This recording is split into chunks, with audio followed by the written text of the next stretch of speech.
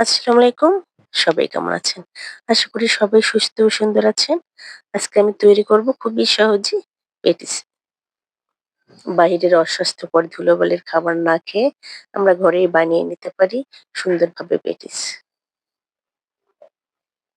এখানে আমি ১.৫ কাপের মতো আটা নিয়েছি। এখানে লবণ, চিনি, রান্নার রেগুলার তেল এগুলো দিয়ে ভালো করে মেখে নেব। এবার আমি এখানে সামান্য কুসুম গরম পানি ব্যবহার করব। এখন শীতকালীন অনেক সবজি বাজারে পাওয়া যায়। তাই আমরা রাস্তার ধুলোবালি খাবার না খেয়ে আমরা বাসায় বিভিন্ন ধরনের খাবার তৈরি করতে পারি। বিভিন্ন ধরনের পাকোড়া, পেটিস। এই যে আমার একটা নরম ডো হয়েছে, কতটা সফট হয়েছে। এখানে আমি ১০ মিনিট ঢেকে রাখছিলাম। এখানে আমি রান্নার রেগুলার তেল নিয়েছি আর আটা নিয়েছি। আমার হাতের কাছে কোনো কর্নফ্লাওয়ার ছিল না। আপনারা চাইলে কর্নফ্লাওয়ার দিতে পারেন। যাই হোক, এখানে আমি ১/২ কাপের মতো পেঁয়াজ নিয়েছি। এখানে লবণ, হলুদ, কাঁচামরিচ কুচি, আমি আস্ত জিরা দিয়েছি, গরম মসলার গুঁড়ো এগুলো দিয়ে ভালো করে হালকা করে ভেজে নেব। এখানে একটা ডিম দিয়েছি। আপনারা চাইলে ১ টা, ২ টা, ৩ টা যে যেরকম পারেন আপনারা দিতে পারেন। এখানে এবার আমি রুটিগুলো বেলে নেব। এখন শীতকালীন অনেক সুন্দর, সুন্দর সবজি পাওয়া যায়। এগুলো দিয়ে আমরা বাসায় খুব সহজে আমরা পাকোড়া এরকম সবজিও বানিয়ে খেতে পারি।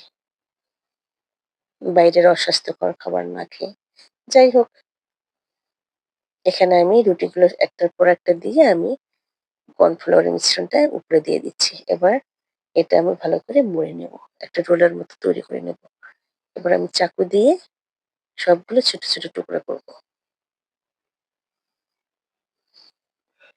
এবার আমি ছোট্ট একটা লিচির মতো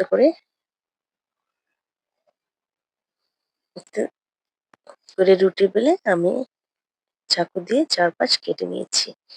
এবার আমি ডিমের পুরটা দিয়ে আমি চারপাশে পানি দিয়ে এটা ভালো করে পেটিসের শেপ দিয়ে দেব। এভাবে আমি সবগুলা বানিয়ে নেব। এবার আমি এগুলো তেলটা গরম হয়ে গেছে। আমি একটা, একটা করে পেটিসগুলো দিয়ে দেব। এবার উল্টে পাল্টে নেব। আপনারা অবশ্যই বাসায় একবার তৈরি করে দেখবেন। আর আমার আজকের রেসিপিটা কেমন হয়েছে অবশ্যই আমাকে কমেন্টে জানাবেন। আপনারা সবাই ভালো ও সুস্থ সুন্দর থাকবেন এই কামনায়।